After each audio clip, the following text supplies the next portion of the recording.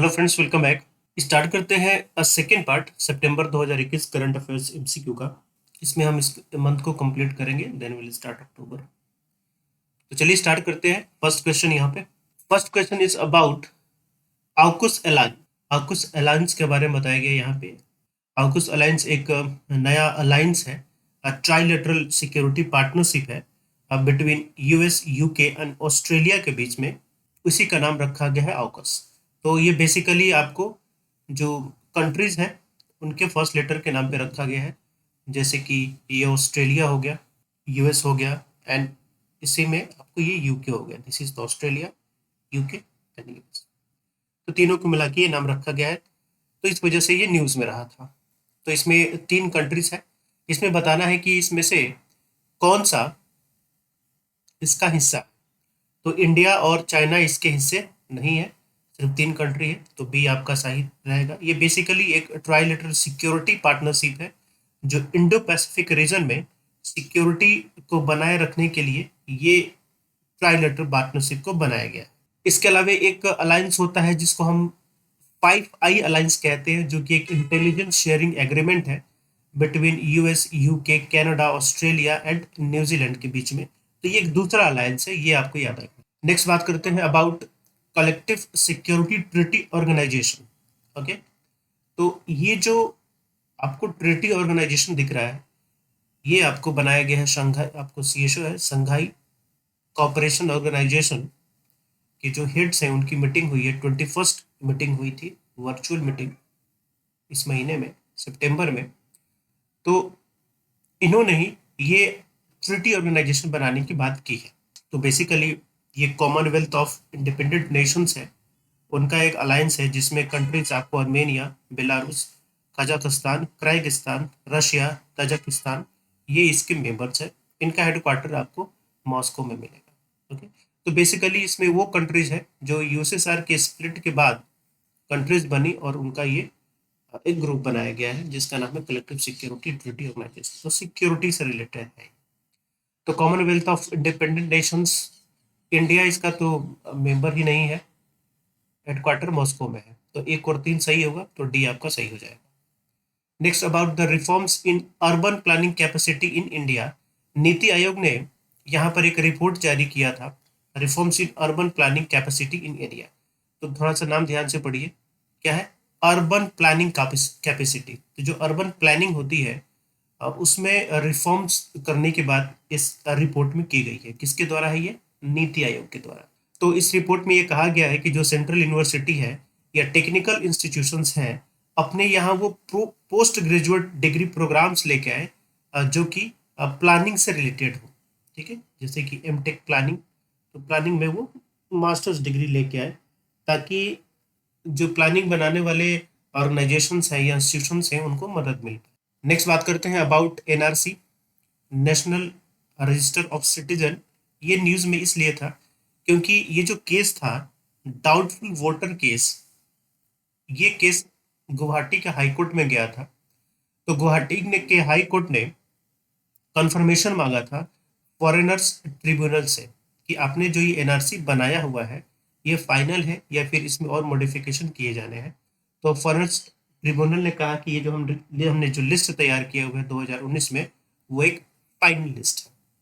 तो अब ये सब चीज़ें नहीं पूछी जाएगी, बेसिकली आपसे एनआरसी के बारे में ही पूछा जाएगा या फिर आपसे सिटीजनशिप के बारे में पूछा जाएगा। NRC was published only once, ध्यान रखिए केवल एक बार पब्लिश किया गया है 1951 में।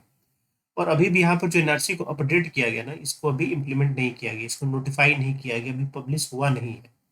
ओके, तो बस ये अपडेटेड फॉर्म में है, अदरवाइज इसको अभी नोटिफाई या पब्लिश नहीं किया गया। तो अभी तक ये केवल एक बार ही 1951 में किया गया था और उस समय राजीव गांधी थे। राजीव गांधी के द्वारा यह कोड साइन किया गया था टू रिड्यूस द इंसर्जेंसी इन असम। तो जो इंसर्जेंसीज होती हैं असम में और जो माइग्रेशन भी आपको देखने को मिलता है बांग्लादेश से, उसमें मिला था। तो उससे रिलेटेड ये आपको इसमें आप देखेंगे कि foreigners act 1946 and foreigners tribunal order 1964 के अंडर केवल जो फॉरेनर्स ट्रिब्यूनल्स होते हैं उनके पास ये अधिकार होता है कि किसी भी पर्सन को वो फॉरेनर डिक्लेयर कर पाए। ठीक है, केवल ये अधिकार फॉरेन ट्रिब्यूनल्स के पास होता है, जो कि क्वासी जुडिशियल बॉडी होती है क्वासी जुडिशियल, लेकिन इसमें जो मेंबर्स होते हैं वो एडमिनिस्ट्रेशन से बिलोंग करते हैं। तो इनको अधिकार कहाँ से मिलता है? Foreigners act 1946 and foreigners tribunal order 1964, ये याद रखना है आपको। तो ओनली वंस एक बार पब्लिश हुआ 1951 में, ये इंदिरा गांधी के समय पे नहीं हुआ था, राजीव गांधी के समय पे हुआ था। तो डिक्लेयर ऑफ फॉरेनर, ये भी सही है। तो 1 और 3 आपका सही होगा। नेक्स्ट बात करते हैं about state food safety index. तो स्टेट फूड सेफ्टी इंडेक्स को जारी करता है FSSAI, food safety standard authority of India. ये जारी क्यों करता है? To measure the performance of states on various parameters of food safety. तो फूड सेफ्टी में स्टेट्स का क्या परफॉर्मेंस रहा है अपने यहाँ, उसको मेजर करने के लिए लाया जाता है। इसमें 5 पैरामीटर्स होते हैं। पैरामीटर्स पूछा जाता है एग्जाम में, याद रखिएगा। 5 पैरामीटर्स होते हैं, जिसमें से एक है human resource and institutional data, compliance, food testing, infrastructure surveillance, training and capacity building and consumer empowerment. ये 5 पैरामीटर्स है जिसके बेसिस पर FSSAI इस परफॉर्मेंस को ट्रैक करता है। ठीक है, तो नीति आयोग इसको नहीं बनाता है, और food safety for state union territory, तो ये आपका दूसरा जो होगा सही हो जाएगा। नेक्स्ट क्वेश्चन देखते हैं अबाउट बीम्स। बीम्स का फुल फॉर्म क्या है? It is beach environment aesthetics management services. तो कैसा इन्वायरमेंट? बीच का इन्वायरमेंट, जो कि ICZM के अंडर में लाया गया है, यानी कि इंटीग्रेटेड कोस्टल जोन मैनेजमेंट, जो कि ministry of environment and forest climate change के द्वारा स्टार्ट किया गया था for sustainable development of coastal regions of India. इसके लिए तो इसी ICZM प्रोग्राम के अंदर में ये बीम्स फ्लैगशिप प्रोग्राम को लॉन्च किया गया है। तो बेसिकली ये जो कोस्टल इन्वायरमेंट्स होते हैं उनके सस्टेनेबल डेवलपमेंट के लिए ये यूज किया गया है। तो कोस्टल इन्वायरमेंट का सस्टेनेबल डेवलपमेंट कैसे होगा?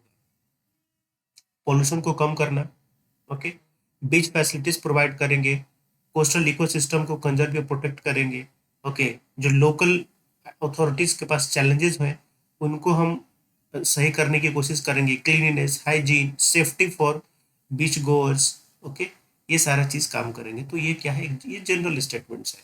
तो जब आप कोस्टल प्रोटेक्शन की बात करेंगे, कोस्टल सस्टेनेबल डेवलपमेंट की बात करेंगे, तो ये सारी चीजें अपने आप उसमें आ जाती है। तो ministry of environment is undertaken by ministry of environment. तो ये स्टेटमेंट आपका सही है, and it's aim to protect conserve the pristine coastal maritime ecosystem through holistic management of resources। ये भी आपका सही है। इसमें बताना है कि सही कौन सा है। तो यहाँ पर C होगा, बोथ A एंड 2 ये सही होगा। ये जो लगाया गया ना ये गलत है। विद रेफरेंस टू जल जीवन मिशन, तो आपको पता है जल जीवन मिशन जो है मेनली आपको हर घर तक जल पहुंचाने वाली बात है, जहां पर adequate and safe drinking water को 2024 तक हर हाउस होल्ड रूरल एरियाज में पहुंचाने की बात की गई है, जो कि जल शक्ति के द्वारा इसको इम्प्लीमेंट किया जा रहा है, मिनिस्ट्री ऑफ जल शक्ति के द्वारा। ठीक है, जिसमें recharge and reuse through grey water management, water conservation and rain water harvesting की भी बात हुई है। ग्रे वाटर क्या होता है? ग्रे वाटर ये वेस्ट होते हैं जो हमारे घरों से निकलते हैं, वेस्ट वेस्ट वाटर जो हमारे घरों से निकलते हैं, वेस्ट वाटर, ये वही वाटर होते हैं। तो इनका रिचार्ज किया जाए, ओके, रीयूज किया जाए, then water conservation and rain water harvesting, ये सारी चीज़ें इसके अंडर में आएंगी। तो 2022 तक नहीं, 2024 तक देने की बात हुई है, एंड इस रेन वाटर हार्वेस्टिंग का भी इसका पार्ट इसमें। नेक्स्ट क्वेश्चन देखते हैं about systematic risk in an economy. Systematic risk का मतलब होता है जब इकोनॉमी कोलैप्स होने लगे, फाइनेंशियल सिस्टम या पूरा आपका मार्केट खराब होने लगे, कोलैप्स करने लगे, तो वैसे रिस्क को हम सिस्टमैटिक रिस्क कहते हैं। ठीक है, तो कोई पर्टिकुलर सेक्टर की बात नहीं है, ये पूरे सेक्टर्स की बात है, यानी कि पूरी इकोनॉमी की बात होती है यहाँ। तो it is failure of an industrial giant having contagious impact on all sectors। ठीक है, तो वैसे इंडस्ट्रियल जाइंट या कंपनी का कोलैप्स होना जिसका इफेक्ट सारे सेक्टर पे पड़ता है। जैसे हमारे यहाँ कुछ कंपनीज हैं जैसे रिलायंस हो गया, टाटा हो गया, ये कुछ ऐसी कंपनियां ये इतनी बड़ी है कि अगर ये कोलैप्स करेंगी तो पूरा का पूरा इकोनॉमी कोलैप्स करेगा। नेक्स्ट क्वेश्चन देखते हैं अबाउट अफ्रीकन स्वाइन फीवर। देखिए स्वाइन फीवर दो तरीके की है, एक तो है आपका अफ्रीकन स्वाइन फीवर और एक दूसरा होता है आपका क्लासिकल स्वाइन फीवर। ठीक है, तो ये दो अलग अलग तरीके की है। ये अलग आपको वायरस से होता है, डीएनए वायरस है, ये अलग वायरस से होता है, जिसका नाम है आपको एस्फेरिडाई फैमिली से ये बिलोंग करता है, एस्फेरिडाई फैमिली से ये बिलोंग करता है। ठीक है, तो बेसिकली जो पिग्स होते हैं या फिर पिग्स चाहे डोमेस्टिक हो या फिर वाइल्ड पिग्स हो, ये उनमें आपको पाया जाता है। इसका कोई अभी वैक्सीन वगैरह अभी इसका नहीं है, नो वैक्सीन। इसका अफ्रीकन स्वाइन फ्लू का भी कोई वैक्सीन वगैरह नहीं है। और वही जो आपको क्लासिकल स्वाइन फ्लू होता है जिसको हम हॉग कॉलेरा भी कहते हैं, हॉग कॉलेरा कहते हैं, ओके, या फिर इसको हॉग फीवर भी कहा जाता है। तो ये दूसरे को वायरस से देखने को मिलता है। और एक ये जो वायरस होता है जिससे आपको अफ्रीकन स्वाइन फ्लू होता है, ये इकलौता ऐसा वायरस है जिसमें आपको डबल स्ट्रैंडेड डीएनए जीनोम देखने को मिलते हैं, जो कि एंथ्रोपोड्स के द्वारा ये फैलाया जाता है। एंथ्रोपोड्स क्या होता है? एंथ्रोपोड्स जैसे कि आपको बटरफ्लाई हो गई, ओके, उस तरीके के जो ऑर्गेनिजम्स होते हैं, या फिर इसमें आपको वो भी आ जाते हैं, जो पेडल्स होते हैं, आपको ये आ जाते हैं। तो ये सारी चीजें आती हैं एंथ्रोपोड्स में, एकदम जो छोटे ऑर्गेनिजम्स होते हैं। ओके, तो ये एकलौता आपको ऐसा वायरस है जिसमें डबल स्ट्रैंडेड डीएनए आपको देखने को मिलता है। तो it is the only virus with double stranded DNA genome, ये आपको देखने को इसमें मिलेगा। It is also called hog cholera. Hog cholera दूसरा है, ये नहीं होगा। थर्ड, ये थर्ड इसमें है, थर्ड इसमें है, थर्ड इसमें है, दूसरा सही है। It is contagious haemorrhagic viral disease affecting domestic and viral pigs, पहला भी सही है। तो पहला और दूसरा सही है, लेकिन आप ऑप्शन में देखेंगे ना तो पहले दूसरे का कॉम्बिनेशन सिर्फ डी में है और डी में तीसरा भी है, और तीसरा चूंकि गलत है तो इस हिसाब से ये तीनों गलत हो जाएगा, ऊपर वाला केवल ये सही हो जाएगा। इसके बाद देखते हैं हम child integrated child development services. ये बहुत पुराना स्कीम है, आपको 2 अक्टूबर 1975 का ही ये स्कीम बना हुआ है, जो कि ministry of women and child development के द्वारा इसको इम्प्लीमेंट किया जाता है, जिसमें 0 से 6 साल के बच्चे जिनकी उम्र 0 से 6 साल है, उसके अलावा प्रेग्नेंट वीमेन और लैक्टेटिंग जो मदर्स होती हैं, उनको इन प्रोग्राम के अंदर कवर किया जाता है। ठीक है, तो ऑप्शंस की बात करें तो पहला ऑप्शन सही है। दूसरे ऑप्शन में 0 से 5 का एज ग्रुप नहीं होगा, 0 से 6 का होगा, तो ये गलत हो जाएगा। और तीसरा भी आपका सही हो जाएगा कि इसमें कुछ 6 प्रोग्राम्स होते हैं, टोटल 6 सर्विसेज के पैकेज हैं, जिनमें से कुछ पैकेजेस जो होते हैं मिनिस्ट्री ऑफ हेल्थ के द्वारा भी इम्प्लीमेंट किए जाते हैं। तो पहला और तीसरा इसमें सही होगा।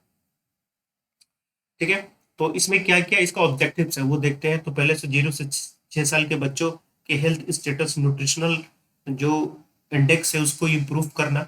इसके अलावा जो बच्चों के psychological, physical and social development के फाउंडेशन को भी बेहतर बनाना। ओके, बच्चों में मोर्टालिटी, मॉर्बिडिटी, माल न्यूट्रिशन और स्कूल ड्रॉप आउट को भी कम करना। और इसी के तहत मिड डे मील भी आपका आता है। मिड डे मील का नाम चेंज होके पीएम पोषण योजना हो गया, आपको पता होगा, ये पीएम पोषण प्रोग्राम हो गया। ओके, और इसके साथ साथ इसमें आपको जो मदर्स होती हैं उनके भी ख्याल की बात की गई, क्योंकि इसमें प्रेग्नेंट वीमेन और लैक्टेटिंग मदर्स दोनों आती है। ठीक है, तो बच्चे और उनके मदर भी इसमें कवर किया गया है। इसमें टोटल 6 सर्विसेज का पैकेज है। पहला है सर्विस सप्लीमेंट्री न्यूट्रिशन प्रोवाइड करना, दूसरा pre school non formal education, तीसरा nutrition and health education, immunisation, health checkup and referral services. ठीक है, और इसमें 3 सर्विसेज जो है, लास्ट की 3 services, referral services, health checkup and immunisation, ये प्रोवाइड किए जाते हैं मिनिस्ट्री ऑफ हेल्थ के द्वारा। नेक्स्ट बात करते हैं about medical device park. Medical device park, इसके लिए सरकार ने 2024-25 तक 400 करोड़ रुपए देने की बात की है। ओके, जो कि मैक्सिमम एक पार्क के लिए 100 करोड़ रुपए तक दिया जाएगा। इसके लिए जो प्रोजेक्ट होगा, प्रोजेक्ट का 70% इस प्रोग्राम के तहत फाइनेंस किया जाएगा नॉर्मल स्टेट्स के लिए, और वही स्टेट्स जब नॉर्थ ईस्ट स्टेट्स होंगे, हिली स्टेट्स होंगे, उनके लिए 90% तक का प्रोजेक्ट कॉस्ट का ये दिया जाएगा। तो बेसिकली नाम ही है मेडिकल डिवाइस पार्क, तो पूरा मेडिकल डिवाइस के मैन्युफैक्चरिंग के लिए जो भी इंफ्रास्ट्रक्चर होता है वो पूरा इंफ्रास्ट्रक्चर वहाँ पे डेवलप किया जाए। और ये आपको दिया स्टार्ट किया गया है डिपार्टमेंट ऑफ फार्मास्यूटिकल्स के द्वारा। चलिए, इसमें तो कुछ लगाया नहीं गया है। It has been notified by ministry of health and family welfare, बिल्कुल भी नहीं है। मिनिस्ट्री ऑफ हेल्थ और फैमिली वेलफेयर के अंडर में डिपार्टमेंट ऑफ फार्मास्यूटिकल नहीं आता है। डिपार्टमेंट ऑफ फार्मास्यूटिकल आता है मिनिस्ट्री ऑफ केमिकल के अंडर में। पहला गलत है। Finance selected medical park would 70% of project cost of common infrastructure facility, दूसरा आपका सही है, तो सेकंड जो होगा वो सही हो जाएगा। नेक्स्ट बात करते हैं with reference to the report titled clinicopathological profile of cancers in India. एक रिपोर्ट है जिसका टाइटल है clinicopathological profile of cancer in India. इसको जारी किया गया है आपको ICMR के द्वारा, यानी कि Indian council of medical research के द्वारा। और इसमें कहा गया कि जो कैंसर होते हैं वो मेल को ज़्यादा होते हैं। मेल जितने भी कैंसर है उसमें मेल का हिस्सा 52.4% है, और फीमेल जो होती हैं, फीमेल को कम होता है इनका हिस्सा 47.6% है। ठीक है, तो कम महिलाओं को मेल के कंपैरिजन में कैंसर होता है। और इसमें भी महिलाओं में देखेंगे जो ब्रेस्ट कैंसर होता है, ब्रेस्ट कैंसर का जो वेटेज है महिलाओं में वो 50% से ज़्यादा है। ठीक है, और ये जो कैंसर होते हैं इसमें ज़्यादातर जो कैंसर होते हैं वो हेड या फिर नेक से स्टार्ट होते हैं। ये करीब 1/3 वेटेज रखते हैं टोटल कैंसर के केसेस में, मेल्स के अंडर में, ये मेल की बात की जा रही है। ठीक है, तो मेल में हेड और नेक में 1/3 कैंसर होते हैं, वही फीमेल में 50% से ज़्यादा आपको देखने को मिलते हैं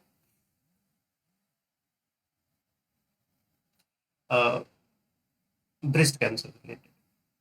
और इसमें भी अगेन अगर आप देखेंगे कि मेल्स में जो केसेस होते हैं वो करीब 48% केसेस ऐसे होते हैं जो टोबैको की वजह से होते हैं, पान मसाला खैनी वगैरह जो होती है ना, उनकी वजह से होते हैं। और इन टोबैको की वजह से महिलाओं में 16% के आसपास आपको ये कैंसर देखने को मिलता है। चाइल्डहुड में मात्र 8% के आसपास आपको, यानी कि बच्चों में, ये टोटल कैंसर का देखने को मिलता है। उतना नहीं, ये बहुत टेक्निकल चीज़ है, उतना नहीं जानना है, बट ये जानिए कि हाँ, ये जो रिपोर्ट आया था इसको पब्लिश किसने किया था। तो it release by NITI Aayog, पहले ही गलत हो गया। Proportion of all cancer was higher in female, ये भी गलत हो गया। ठीक है, चाइल्डहुड कैंसर कॉन्स्टिट्यूट नहीं, चाइल्डहुड केवल 7.9% ही टोटल कैंसर की कॉन्स्टिट्यूट करते हैं, करीब 8%, तो ये भी गलत हो गया। तो नॉट करेक्ट लगाना है, तो आपका डी जो होगा वो सही हो जाएगा। नेक्स्ट बात करते हैं बात अबाउट सोशल अकाउंटेबिलिटी। तो राजस्थान में ये न्यूज में था। सोशल अकाउंटेबिलिटी का मतलब क्या होता है?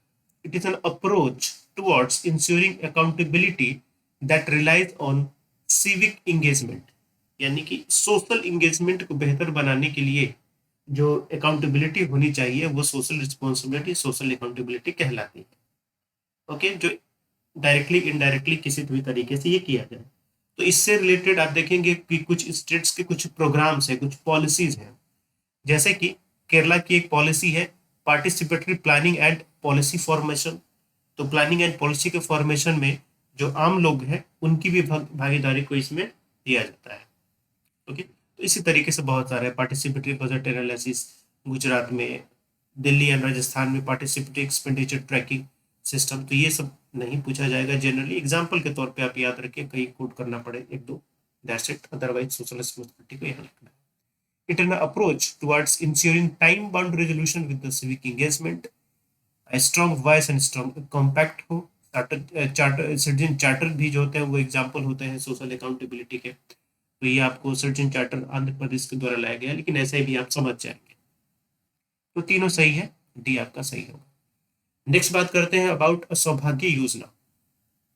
तो ये सौभाग्य स्कीम जो कि 25 सितंबर 2017 को लॉन्च किया गया था, ये बेसिकली वर्ल्ड का सबसे बड़ा इलेक्ट्रिफिकेशन ड्राइव है. तो इसमें कहा गया है कि हम हर घर तक, ओके, हर घर तक हम बिजली पहुंचाएंगे. तो इसमें जो डेटा इकट्ठा किया जाएगा, आपको सोशियो इकोनॉमिक कास्ट सेंसर 2011 के अकॉर्डिंग डेटा उठाया जाएगा. तो इसमें जो पुअर कैटेगरी में आते हैं उनको फ्री ऑफ कॉस्ट प्रोवाइड किया जाएगा, उसके बाद उनका बिल लगेगा. लेकिन इस सेंसस में जो लोग नहीं आते हैं उनको भी दिया जाएगा, लेकिन उनसे 500 रुपये वसूल किए जाएंगे, जिससे डिस्कॉम 10 इंस्टॉलमेंट्स में बिजली बिल के साथ ये 500 रुपये वसूल करेगी. ठीक है, तो गवर्नमेंट ऑफ इंडिया इसमें फंडिंग करेगी स्टेट्स एंड यूनियन टेरिटरीज के लिए. चलिए, it is one of the world's largest electronic drive. Both both urban and rural दोनों के लिए है. And socio economic caste section 2011 का डेटा का इसमें यूज किया जाएगा. तो तीनों आपका सही हो जाएगा. Next question is about a bomb cyclone. Bomb cyclone का नाम भी क्या, वैसा नाम भी है, तो आप बाय डिफॉल्ट समझ सकते हैं बॉम्ब यानी कि कुछ खतरनाक टाइप का, डेंजर टाइप का साइक्लोन रहा होगा, काफी इंटेंसिफाइड साइक्लोन है ये. ठीक है, तो आप इसे समझ सकते हैं. हाँ, लेकिन ये नहीं समझ सकते हैं कि कहाँ पे आता होगा. तो ये मिड लैटिट्यूड साइक्लोन्स होते हैं जो मिड लैटिट्यूड में आते हैं. और ये जो साइक्लोन्स के नेम होते हैं, इसको मेंटेन और अपडेट करने का काम international committee of the world meteorological organisation के द्वारा किया जाता है. तो दोनों ऑप्शन यहाँ पर आपका सही है. नेक्स्ट क्वेश्चन की बात करते हैं अबाउट पीएम कुसुम योजना. तो कुसुम है, ये है योजना जो किसानों से बिजली उत्पादन करवाया जाएगा सोलर सेल के थ्रू, और उसको फिर ग्रिड के थ्रू जोड़ा जाएगा अगर वहां पे सरप्लस प्रोडक्शन हो रहा है तो. खैर, इसका फुल फॉर्म है प्रधानमंत्री किसान योजना सुरक्षा एवं उत्थान महाअभियान. 2019 में लॉन्च किया गया to help the farmer access reliable day time solar power for irrigation, reduce power subsidies, decarbonise agriculture. ठीक है, तो इसमें सब्सिडी दी जाएगी किसानों को सोलर पैनल्स लगाने के लिए अपने खेतों में, जिससे वो इरिगेशन भी कर सकते हैं. और जो पावर सब्सिडी भी इससे कम होगा, उनको फ्री में बिजली देनी पड़ती है, सब्सिडी के साथ फ्री बिजली देनी पड़ती है. डीजल पेट्रोल में भी उनको सब्सिडी देनी पड़ती है, तो वो सभी सारी कम होगी. ओके, तो ये बेसिकली आपको ministry of new and renewable energy के द्वारा स्टार्ट किया गया है. कभी कभी आप कंफ्यूज हो सकते हैं. कंफ्यूज क्यों हो सकते हैं कि एग्रीकल्चर मिनिस्ट्री के द्वारा स्टार्ट किया गया हो, तो ऐसा नहीं है. ये रिन्यूएबल मिनिस्ट्री के द्वारा स्टार्ट किया गया है. 3 कंपोनेंट्स है इसमें. पहले कंपोनेंट में 2 मेगावाट तक की बिजली जो अगर उत्पादन होता है उसमें सरप्लस होता है तो ग्रिड के थ्रू जोड़ा जा सकता है. सेकंड में है कि करीब 17.5 lakh stand alone solar powered agriculture pump दिए जाएंगे, जिसकी कैपेसिटी 7.5 हॉर्स पावर तक की होगी. एंड तीसरे कंपोनेंट में 10 लाख ग्रिड कनेक्ट किए जाएंगे इन एग्रीकल्चर पंप्स के थ्रू. तो ये 3 कंपोनेंट्स है कि टेक्निकल चीजें नहीं इंपॉर्टेंट है, बट यहाँ याद रखिए, हाँ ऐसा कोई स्कीम है, किस मिनिस्ट्री ने इसको लॉन्च किया, कितने कंपोनेंट है, दैट्स इट. तो 2020 में इसको लॉन्च नहीं किया गया था, 2019 में लॉन्च किया गया था. मिनिस्ट्री ऑफ पावर नहीं है, मिनिस्ट्री ऑफ रिन्यूअल है. तो दोनों गलत हो जाएगा, इनकरेक्ट लगाना है, तो आपका सी जो होगा सही हो जाएगा. With reference to the PM Poshan scheme, जैसा मैंने आपको पहले ही बताया कि जो मिड डे मील वाला स्कीम है, इसका नाम चेंज हो गया. अब इसका मिड डे मील की जगह पे नाम हो गया है पीएम पोषण स्कीम. ठीक है, पीएम पोषण स्कीम यानी कि पीएम पोषण शक्ति निर्माण. तो और कुछ नहीं है, बस नाम चेंज किया गया है. इनको नाम चेंज करने की जल्दी रहती है, तो इसमें कुछ नहीं है, बस वही है कि हॉट मील स्कूल चिल्ड्रंस को दिया जाएगा. और इसमें आपको प्री स्कूल भी ऐड होता है, जिसमें बाल वाटिका के थ्रू दिया जाएगा. और इसमें कोई ब्रेकफास्ट वगैरह का कोई इंतजाम नहीं होता, ब्रेकफास्ट नहीं दिया जाता, बस एक टाइम का लंच दिया जाता है. Replace existing mid day meal scheme, it will induce the preschool students as well, but it will not provide breakfast. तो पहला दूसरा सही है. चलिए, contempt of court. Supreme court को कंटेम्प्ट ऑफ कोर्ट का अधिकार आपको मिलता है आर्टिकल 129 ऑफ द कॉन्स्टिट्यूशन. इसमें कहा गया है कि supreme court as a court of record has the power to punish for contempt of itself. ये आर्टिकल 129 है जहां पर कोर्ट को ये अधिकार मिलता है, और कोर्ट ये खुद से ये अधिकार इंप्लीमेंट कर सकता है. कोर्ट को किसी से परमिशन लेने की या सलाह लेने की जरूरत नहीं होती है इसके लिए. ठीक है, तो पहला ऑप्शन है prior consent of attorney general of India is not required to suo motu initiate the Indian contempt of power of the supreme court. बिल्कुल, सुप्रीम कोर्ट को कंटेम्प्ट ऑफ कोर्ट के पावर को यूज करने के लिए किसी की प्रियर परमिशन की जरूरत नहीं होती है, या कोई भी हो. और जो कंटेम्प्ट ऑफ कोर्ट एक्ट 1971 इसके पावर को लिमिट नहीं करता. ठीक है, ओनली इसमें क्या है कि आपको प्रोसीजर है कि कैसे कंटेम्प्ट ऑफ कोर्ट किया का पनिशमेंट वही होगा, अदरवाइज उसको पावर को लिमिट नहीं करता. दूसरा भी सही है. Court are laid on article 129 of the constitution, की भी आपका सही है.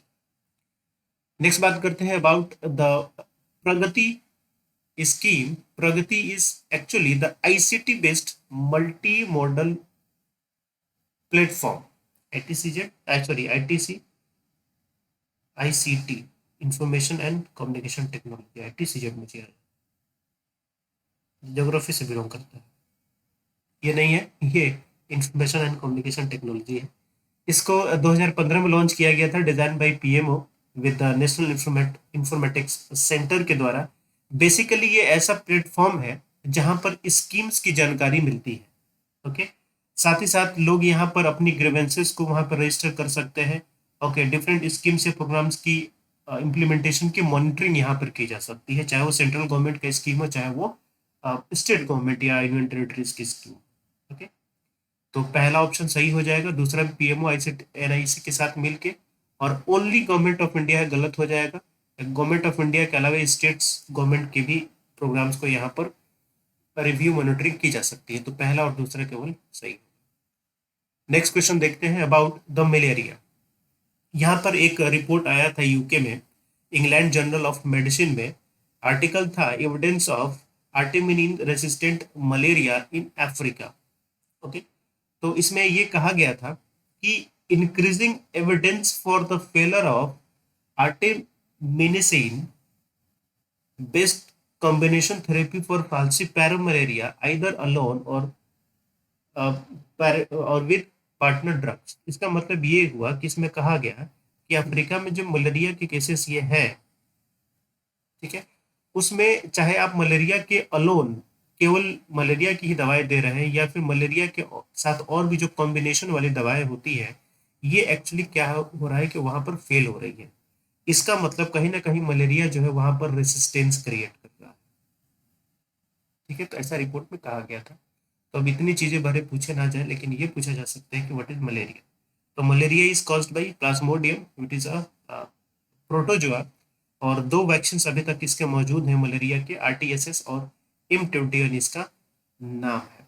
ठीक है, और इसके अलावा में इसमें जो दवाइयाँ होती है जैसे क्लोरोक्विन तो आप जानते ही होंगे, इसके अलावा आर्टेमिसिनिन बेस्ड कॉम्बिनेशन थेरेपी है, यानी कि और दवाइयों के साथ मिला के इसको दिया जाता है. तो ये होता है, प्रोटोजुआ से होता है. नो वैक्सीन ऐसा बिल्कुल नहीं, वैक्सीन है इसका. एंड आर्टेमिसिनिन बेस्ड थेरेपी अभी आपको 2 मेजर ट्रीटमेंट की तरह है. तो पहला और तीसरा आपका सही है, तो ये आपका सही है. ठीक है, तो ये कुछ क्वेश्चन थे जो आपके सेकेंड पार्ट में थे, और इसके साथ ही आपका सितंबर महीने का current affairs based MCQ complete हुआ. इसके बाद मिलेंगे हम, अक्टूबर के स्टार्ट करेंगे, then we move further. Thank you.